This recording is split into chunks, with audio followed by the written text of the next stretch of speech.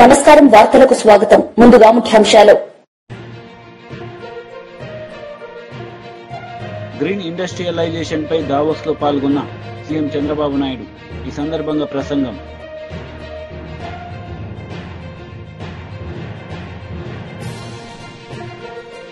BJP leader press meet పలు అంశాలపై వివరణ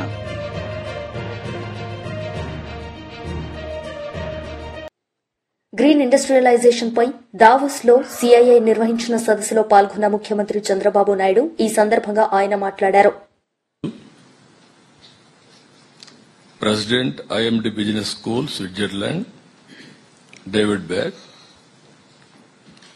Director General, Confederation of Indian Industry, Chandrajit Banerjee, and icons of industry. As usual, I am seeing all of you. By seeing all of you, I am getting so much of confidence. What all my dreams will become a reality in the near future. I don't have any doubt about it. Especially CAI has to do so much for me. When 1995, there is no takers for CAI. I was only the person, only chief minister to promote, to associate with CAI for business. Continuously 6-7 times, we had CAI partnership summits. That was the beginning. And I had a very good experience with Tata also. We have done technology breakthroughs so many types, so many areas. That is the best experience for me. Here, I had a track record. There is a proof of concept. Just like industrialist, I am also having that proof of concept. Not decades. Within 2.5 decades. Hyderabad is the proof of concept today. Most livable city in India. All, you name any advanced technologies, everything. Either pharma, IT, BT, or finance, sports, everything, hospitals, everything we have done. We promoted, our people have done extremely well. One example, if all of you can see, 25 years back, that is early 90s, Bill Gates invented internet. 91, India started economic reforms, introduced economic reforms. From then onwards, I want to take advantage of it. I started in Andhra Pradesh, second generation reforms. Now anywhere if you go, so many Indian entrepreneurs and Andhra entrepreneurs. India is having one advantage, biggest advantage. First mover in technology. Demographic dividend as a windfall gain. Entrepreneur skills on their blood. Every person, if you see, they are doing extremely well. And also, third one, if you see, most acceptable community globally. I can proudly say, Indians are doing extremely well by serving the global community as on today. It will continue even for future. All these things are possible today. Again, we are having a right leader at right time. That is Narendra Modi, Honorable Prime Minister today. Very stable government. 11 years. You are seeing all over the world. So many problems politically. In India, there is a strong leader, visionary, and also is having clarity in administration or future. He prepared Vikasit Bharat 2047. I don't have any doubt you are going to witness already symptoms are, we are seeing, by 2047, India will be number 1 or number 2. There is no doubt about it. I am totally confident. And also Indians globally will be number 1 in creating wealth and also servicing the global community. If you see recent assessments, Bloomberg analysis, by 2027, India will be number 1 country providing most to the incremental GDP of the world. As on today, we are doing from 2028 onwards. That is the era for India that is going to happen. Even if you see here, so many assessments are coming, and also India is only the country which is having advantage of demographic dividend advantage another 20-25 years. All developed countries have failed in management of population. India, if we can manage, we can do service to the community globally. That will be a big contribution for the global survival itself. BRS party leader media సమావేశం నిర్వహించారు. ఈ సందర్భంగా ఆయన మాట్లాడారు. ఎందుకంటే ఎప్పుడైతే మీరు Chevella SC ST declaration చేసినారు, చేవెళ్ళ ఎస్సీ ఎస్టీ డిక్లరేషన్లో మీరు అనేక హామీలు ఇచ్చినారు, లెక్కకు మించిన హామీలు ఇచ్చినారు. ఇందులో ఏ ఒక్కటన్నా అమలైందానంటే ఏ ఒక్కటి కూడా అమలుకు నోచుకోలేదు. అది బోను ఇప్పటి వరకు ఎస్సీ శాఖకు సంవత్సరం దాటినా ఒక మంత్రిని నియమించకపోవడం చాలా దురదృష్టకరం. అంటే ఎస్సీల పట్ల ఈ ప్రభుత్వానికి ఉన్నటువంటి చిత్తశుద్ధి ఇది అని మనకు అర్థమవుతా ఉంది. అదేవిధంగా నిన్న మొన్నటి వరకు ఎస్సీ శాఖకు సంబంధించినటువంటి ఎండి పోస్టును కూడా క్రియేట్ చేయాలి. 5 నెలలు 6 నెలలు ఖాళీ పెట్టింది. ఎస్సీ యాక్షన్ ప్లాన్ లేదు గత సంవత్సరం. ఎస్సీ యాక్షన్ ప్లాన్ ఉంటేనే దాని మీద పెట్టినటువంటి బడ్జెట్ ఏదైతే ఉందో మరి ఆ సంవత్సర కాలంలో ఎస్సీలకు సంబంధించినటువంటి అనేక స్కీమ్స్ కావచ్చు, తర్వాత ప్రోగ్రామ్స్ కానీ అమలు చేయడం జరుగుతుంది. ఎస్సీ ప్లాన్ అసలు ప్లానే లేదు.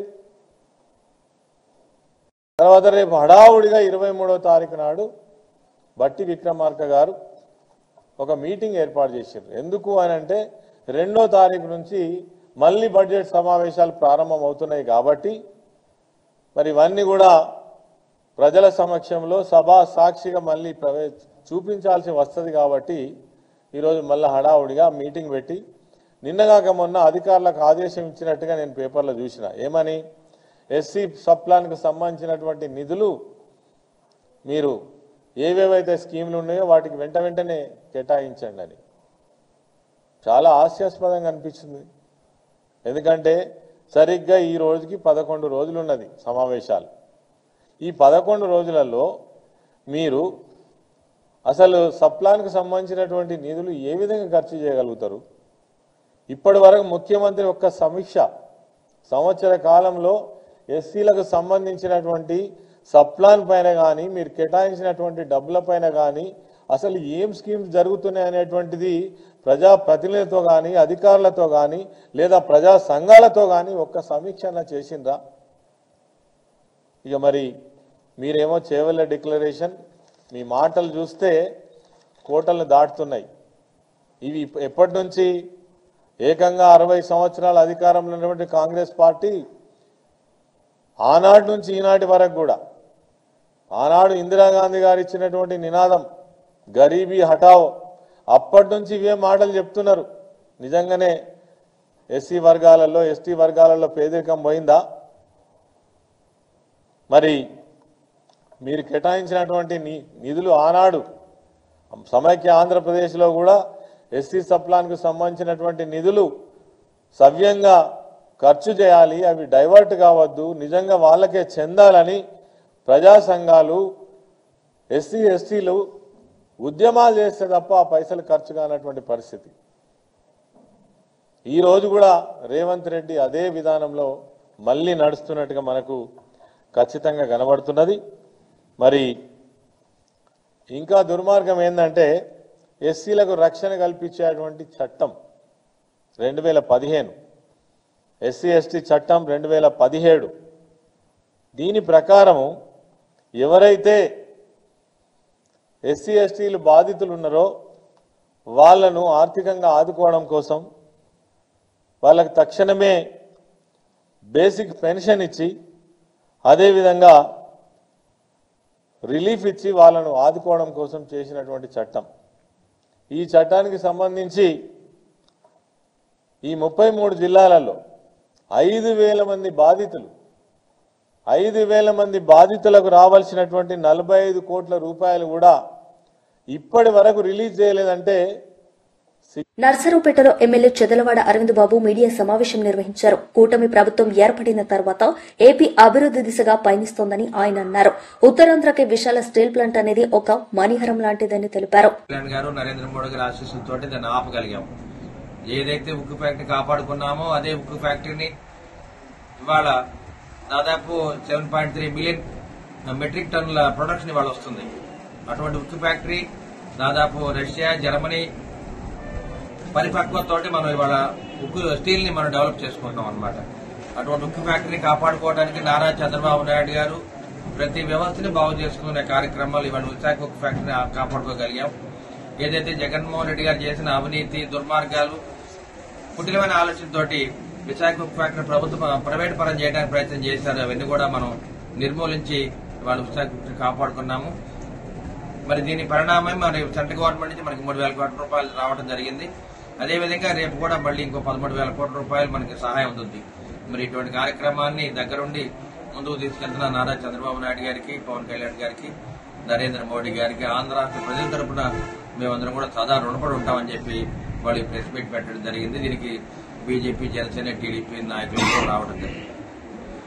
అదేవిధంగా ఈ గడిచిన 7 నెలలుగా ఉమ్మడి ప్రభుత్వం ఏర్పడిన తర్వాత నర్సరావుపేట అసెంబ్లీ సెగ్మెంట్ లో పవన్ కళ్యాణ్ ఆధ్వర్యంలో మనకి దాదాపు 4 కోట్ల రూపాయలు నిధులు మంజూరు అవడం జరిగింది. ఏదైతే కోటకొండ శివరాత్రికి ఫిబ్రవరి 20వ తేదీన శివరాత్రి జరుపుకుంటాము. కొత్తపాలెం నుంచి కోటకొండ వరకు దాదాపు 4 కోట్ల రూపాయల రోడ్డు నిర్మాణం కోసం మనకు ఆ నిధులు మంజూరు చేయడం జరిగింది. అదేవిధంగా నర్సరావుపేట పట్టణంలో 31వ వార్డులో సింధు స్కూల్ దగ్గర సబ్స్టేషన్ దగ్గర హై లెవెల్ బ్రిడ్జ్ ఒకటి కడుతున్నాం. దానికి దాదాపు 40 లక్షల రూపాయలు మున్సిపల్ ఫండ్స్ నుంచి, జనరల్ ఫండ్స్ నుంచి మనకు రిలీజ్ చేయడం జరిగింది. అదేవిధంగా మార్కెట్ యార్డ్ దగ్గర ఓవర్ హెడ్ ట్యాంక్ ఒకటి, pump house, pipe line connections వీటన్నిటి కూడా దాదాపు 36 లక్షల రూపాయలు మనకు శాంక్షన్ చేయడం జరిగింది. అదేవిధంగా YSRCP leader Shivashankar Reddy press meet నిర్వహించారు. ఈ సందర్భంగా ఆయన మాట్లాడారు. లోకేష్ ఒకసారి 5 సార్లు వరుసగా వెళ్లారు. వెళ్లడంలో తప్పులేదు, ఎవరైనా వెళ్తా ఉంటారు, పెట్టుబడులు కావాలనుకుంటారు. కానీ ఇక్కడ ఈ ఎల్లో మీడియా, ముఖ్యంగా ఈనాడు పత్రిక, ఇవన్నీ చూస్తే ఆ యొక్క పచ్చ పత్రికలు, పచ్చ టీవీలు బాహుబలి 2, బాహుబలి 1, పుష్ప 2 దాంట్లకు మించిన హైప్ చేసుకుంటూ, అంటే ఆ మూవీలో కూడా అంత ఉండదు సీన్, ఎలివేషన్స్. ఆహా, చంద్రబాబు గారు అడుగు పెడుతున్నారు, ప్రపంచంలో ఉండే ఇన్వెస్టర్స్ అందరూ కూడా ఆంధ్రప్రదేశ్కి వచ్చేశారు, పెట్టుబడులు పెట్టారు, ఉద్యోగాలు ఇచ్చారు, అయిపోయిందంతా అనేటువంటి రీతిలో వాళ్ళ యొక్క ఎలివేషన్ చూస్తే, ఆహా, ఆ పత్రికల ఎలివేషన్స్ నిజంగా పాపం కొంతమంది అమాయక ప్రజలు ఆ పేపర్ చదివే వాళ్ళు నిజమే అనుకోవచ్చు. కానీ కొన్ని చెప్దాం. ఈ రోజు వెళ్లారు కదా, దీని గురించి ఇప్పుడు వెళ్ళిన దాని గురించి మాట్లాడే ముందు ఆ 2014-19లో వరుసగా 5 ఏళ్ళు వెళ్లారు కదా. 5 ఏళ్ళు వెళ్ళినప్పుడు ఏం చెప్పారు? 2014-19లో కొన్ని, నేను ఎక్కువ చెప్పను ఎందుకంటే ఇది 2014-19 మధ్యలో చంద్రబాబు నాయుడు గారు వరుసగా 4 ఏళ్లు, తర్వాత వారి పుత్రుడు లోకేష్ ఒకసారి 5 సార్లు వరుసగా వెళ్ళారు. వెళ్ళడంలో తప్పు లేదు. ఎవరైనా వెళ్తా ఉంటారు, పెట్టుబడులు కావాలనుకుంటారు. కానీ ఇక్కడ ఈ ఎల్లో మీడియా, ముఖ్యంగా ఈనాడు పత్రిక, ఇవన్నీ చూస్తే ఆ యొక్క పచ్చ పత్రికలు, పచ్చ టీవీలు బాహుబలి 2, బాహుబలి 1, పుష్ప 2 దాంట్కి మించిన హైప్ చేసుకుంటూ, అంటే ఆ మూవీలో కూడా అంత ఉండదు సీన్, ఎలివేషన్స్. ఆహా, చంద్రబాబు గారు అడుగు పెడుతున్నారు, ప్రపంచంలో ఉండే ఇన్వెస్టర్స్ అందరూ కూడా ఆంధ్రప్రదేశ్కి వచ్చేశారు, పెట్టుబడులు పెట్టారు, ఉద్యోగాలు ఇచ్చారు, అయిపోయిందంతా అనేటువంటి రీతిలో వాళ్ళ యొక్క ఎలివేషన్ చూస్తే, ఆహా, ఆ పత్రికల ఎలివేషన్స్ నిజంగా పాపం కొంతమంది అమాయక ప్రజలు ఆ పేపర్ చదివే వాళ్ళు నిజమే అనుకోవచ్చు. కానీ కొన్ని చెప్దాం. ఈ రోజు వెళ్ళారు కదా, దీని గురించి ఇప్పుడు వెళ్ళిన దాని గురించి మాట్లాడే ముందు ఆ 2014-19లో వరుసగా 5 ఏళ్ళు వెళ్ళారు కదా, 5 ఏళ్ళు వెళ్ళినప్పుడు ఏం చెప్పారు? 2014-19లో కొన్ని, నేను ఎక్కువ చెప్పను ఎందుకంటే ఇది ప్రెస్ మీట్ కాబట్టి, కంపెనీలు అన్ని చెప్తే కనుక దాదాపు ఒక 20-30 A3 సైజ్ పేపర్లో రాసుకున్నా కూడా ప్లేస్ సరిపోదు.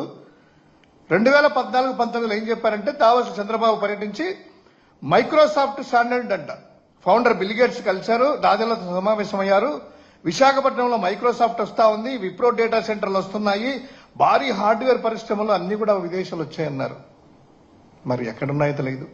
తర్వాత 2016లో మియర్ బర్గర్ అంట, విస్లోమ్ అంట, తర్వాత 2000 కోట్లతో గెజ్జి టెక్స్టైల్ మెకా టెక్స్టైల్ పార్క్ అంట, అండానీ గ్లోబల్ గోల్డ్ రిఫైనరీ ప్లేస్ అంట. ఇవన్నీ కూడాను ఎన్ని చదువుతా పోతే పోదు. కొన్ని ఆ క్లిప్పింగ్స్ కూడా చూద్దాం. ఇవన్నీ చెప్పింది ఏంటంటే, ఎల్లో మీడియా ఆ రోజులో ఆ కథనాలు ఎలా ప్రచురించాయి, ఆ ఎలివేషన్స్, ఆ కథ ఒక్కసారి ఆ పచ్చపత్రికల్లో చూద్దాం. ఈనాడు పత్రిక, ఆంధ్రజ్యోతి పత్రికలో ఏమున్నాయి ఏంటి అనేటువంటిది ఒక్కసారి అప్లై చేయ శివ.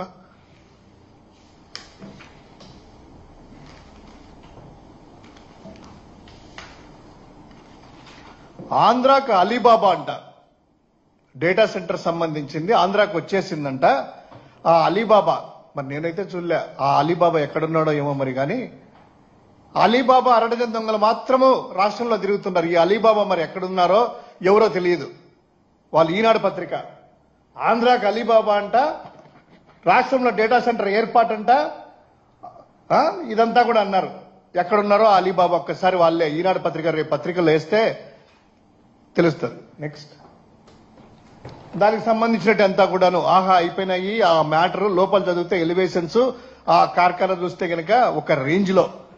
రెండవ నెక్స్ట్ హై స్పీడ్ల రైళ్ల కర్మాగారం అంట, స్విస్ కంపెనీ స్టార్టెడ్ రైల్ అంట, విశాఖపట్నంలో హై స్పీడ్ రైలు నిర్మాణం చేపడుతుందంట, భారీ కర్మాగారం అంట.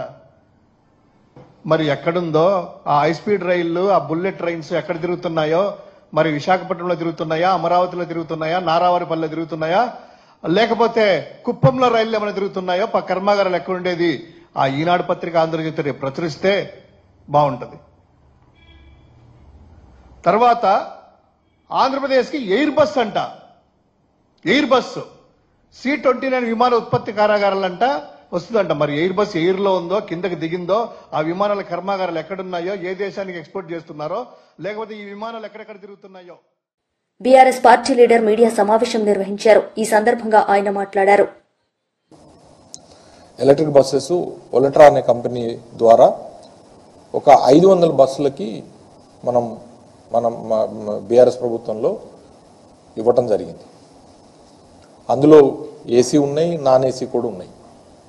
అవి డిఫరెంట్ డిపోస్కి మేజర్గా సిటీలోనే ఈ కాలుష్య నియంత్రణ కోసమని, ప్లస్ హైదరాబాద్కున్న సిటీకి ఉన్న ఇమేజ్ దృష్ట్యా ఎలక్ట్రిక్ బస్సెస్ వినియోగం పెంచాలనే ఉద్దేశంతో పెట్టడం జరిగింది. But existing depots, existing RTC ఆర్ఎంలు, డిఎంలు కింద కండక్టరు ఆర్టీసీకి ఆ వ్యక్తి ఉండేటట్లు నడిపాం. దాంతోపాటుగా సొంతంగా మనం కూడా బస్సులు ఒక 650 బస్సులు, డీజిల్ బస్సులు మనం కొన్నాం. సంస్థకి ఓనర్షిప్ ఉండే విధంగా బ్యాంకుల నుంచి రుణాలు పొంది వాటిని డీలక్స్, సెమీ లగ్జరీ, తర్వాత రాజధాని ఇట్లాంటి వివిధ బ్రాండ్స్ కింద మనం బస్సులు ప్రతి డిపో కూడా అరేంజ్ చేసినాం. సో ఒకవైపు సంస్థని బలోపేతం చేసుకుంటూనే అనేక ఒడిదుడుకులు ఎదుర్కొంటున్న సమయంలో ఆర్టీసీని బీజేపీ లీడర్ మీడియా సమావేశం నిర్వహించారు. ఈ సందర్భంగా పలు అంశాలపై ఆయన మాట్లాడారు. పోచారం దగ్గర ఏదైతే అక్కడ బాధితులు వచ్చి తమ గోడు వెళ్లబోసుకుంటే బీజేపీ జాతీయ కార్యవర్గ సభ్యులు మల్కాజ్గిరి పార్లమెంట్ సభ్యులు ఈటర్ రాజేందర్ గారు మరియు బీజేపీ నాయకులతో బాధితులతో కలిసి అక్కడికి వెళ్ళారు. అక్కడ జరిగిన యొక్క సంఘటన ఏమిటంటే ఇవాళ బాధితులను అనేక రోజుల నుంచి వేధింపులకు భూ కబ్జాదారులు గురి చేస్తూ ఉంటే పోలీసు ఏ మాత్రంగా కూడా వాళ్లకు భరోసా ఇవ్వలేదు, వాళ్ళకు రక్షణ కల్పించలేదు. ఇటువంటి పరిస్థితులలో అక్కడికి వెళ్ళిన గౌరవ పార్లమెంట్ సభ్యులు అక్కడున్న పరిస్థితిని పర్యవేక్షిస్తున్న సమయంలో దురుసుగా కబ్జాదారుల యొక్క తాబేదుదారులు కాపలాదారులు ప్రవర్తించడం వలన అక్కడ ఇలాంటి సంఘటన జరిగింది. ఇవాళ ఇది ఇక్కడే కాదు,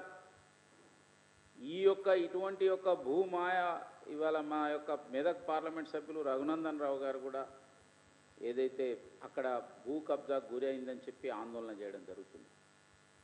ఈ విధంగా రాష్ట్రంలో ఎక్కడ చూసినా ఇవాళ ఇటువంటి యొక్క సంఘటనలు పెరిగిపోతున్నాయంటే దానికి యొక్క ప్రభుత్వ విధానము, ప్రభుత్వం అనుసరిస్తున్న యొక్క వైఖరే కారణం. దీనికి ముఖ్యమంత్రి గారు సమాధానం చెప్పాలి. ఇప్పటికైనా ఈ కబ్జాలను అరికట్టాలి, చట్టాన్ని గౌరవించే విధంగా చేయాలి, బాధితులకు అండగా నిలవాలి. ఒకవైపు హైడ్రా పేరుతోని, మూసి సుందరీకరణ పేరుతోని అనేక మంది పేద ప్రజలను మరి వాస్తవంగా కొనుగోలు చేసిన వాళ్ళను కూడా భయభ్రాంతులకు ప్రభుత్వం చేస్తున్నది.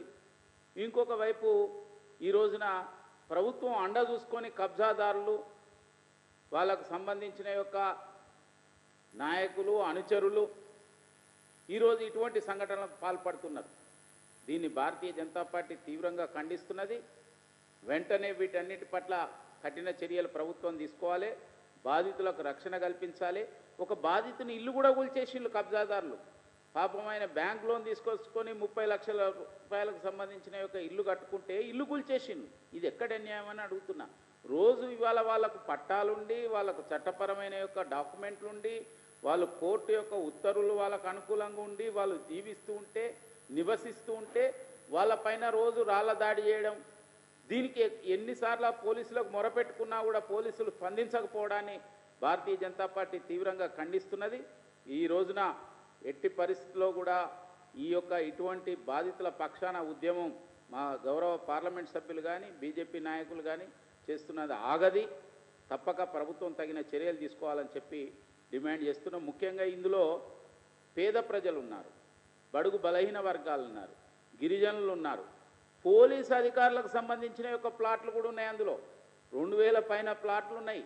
వాళ్ళకు ప్లాట్లు ఉంటే వాటిని అన్నింటినీ మళ్ళీ వాటి పేరు మీద పాస్బుక్లు కాంగ్రెస్ ప్రభుత్వం వచ్చినాక ఇష్యూ అయిందంటే ఎటువంటి భూమాయ జరుగుతున్నదో దీన్ని బట్టి అర్థమవుతున్నది. కాబట్టే చట్టాన్ని గౌరవించాలి, చట్టాన్ని చేతులకు తీసుకునే వాళ్ళపైన కఠిన చర్యలు తీసుకోవాలని చెప్పి డిమాండ్ చేస్తుంది.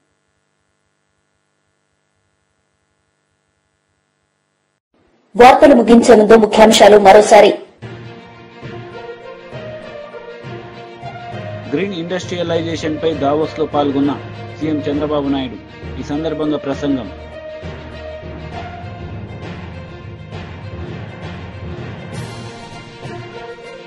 బీజేపీ లీడర్ ప్రెస్ మీట్, పలు అంశాలపై వివరణ.